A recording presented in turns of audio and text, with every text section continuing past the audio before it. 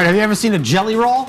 Well, you're about to, because trainer Mike Jelly is here to show us how to use foam rollers to help in your exercise routine. Mike and Taylor Bidmead. Mike Jelly, that is, who's going to roll. They're both personal trainers at Fitness Together in Rocky Hill. Taylor is also a manager there. And you know, the first time that someone said, hey, get down on a foam roll, it's a little awkward. And I was thinking, like, why is this going to help me? Exactly. It's like, what is this thing? How do I use this? It's just a giant piece of foam. It's a little bit of a hard foam roller that we brought with us today. Okay. Yeah, and they have different softness depending on what you need done, how tight you are. So this one's about mid-level, and what we're going to do is self-myofascial tissue release. Which really means stretching out? Yeah, it's a tongue twister. Self-myofascial tissue release. And what does that mean? So what that means is we're going to go through and we're going to loosen up the connective tissues and the muscular tissues. I'm and all if for we that. find any knots, we're going to do a trigger point roll to kind of get that knot out to increase blood flow, circulation, and flexibility, but only temporarily. So Mike's going to do the jelly roll, right? Yeah, I'll do the jelly roll. But as we show this, and how you do it, does this take the place of traditional like lunging stretches? Or No, it doesn't, and that's actually a common misconception. So when you're using a foam roller, it's only temporarily going to release and allow connective tissue blood flow for about 2 to 3 hours. So this is something that when you're starting your warm-up, it's really good to start with, and at the very end of your workout. Where you're really going to see the biggest benefit is using a foam roller to warm up and loosen up the areas, and then having a program that can get into those areas and strengthen and elongate those muscle tissues. So let's see this jelly roll.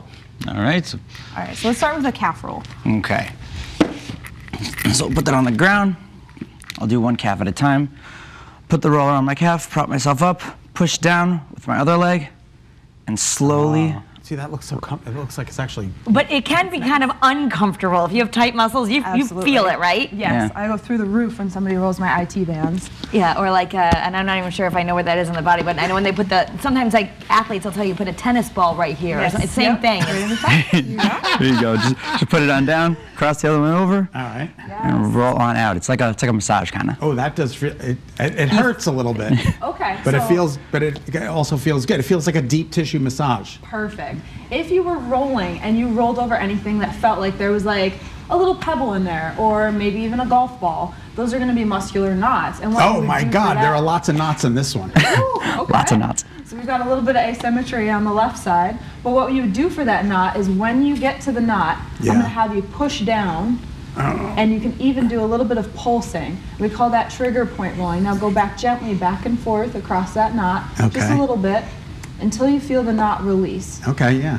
And then you can keep rolling. So what Mike was doing before, that's the elongated rolling. That's going to help with overall blood flow to that area. But when you do have those knots, using the foam roller to do a trigger point roll and kind of hold down on that knot and break that knot up Okay. to get the muscle working back together is really going to be Can helpful. you show us another one? Yeah, absolutely. Let's do hamstrings. You got it. So let's just go right up the back side of the leg. Hamstrings are right back here. Okay. Prop yourself up, right on the back of your thigh. See, this is fun. Yeah, this is a good And one. this is good because we know that a lot of us have tight hamstrings, especially women when we're wearing these silly shoes all the time. Yes, And this can lead to lower back pain. So if you want to loosen those hamstrings, that might help your back pain. Absolutely, absolutely, especially for runners, people who like to jog. We got a lot of treadmill runners right now because of the weather. Right. The So pounding doing a good inside. foam roll, yeah, absolutely. All right, from here, let's do an IT band roll. Okay. This might be uncomfortable if you haven't Oh, is that stretched the your side IT one? bands. It sure Oh, is. that hurts. Yeah. Yeah, why does that hurt so right down much? here. Well, it's very common in women because our pelvis, where you have the ball and hip joint, Yeah. for women it points outward your instead of side. straight down. Yeah. So this muscle here yeah. tends to tighten up in order to keep everything stabilized. Okay. So going in and stretching. How does it feel, Scott? It feels good. Again, it feels like a deep tissue massage. Perfect. So no knots on this side. No. Perfect. All right. I like the one when they have us do it on the back. I feel like my shoulders always carry it. So when you roll on your shoulders, I feel like that's the most relaxing. That's my favorite one too. Put it behind the back. So Just like next lay we're down gonna at night and do your whole back. I mean, these are something you can buy on Amazon or something. Just do it at night. Absolutely. We all could benefit, right? Absolutely. I'm Absolutely. exhausted.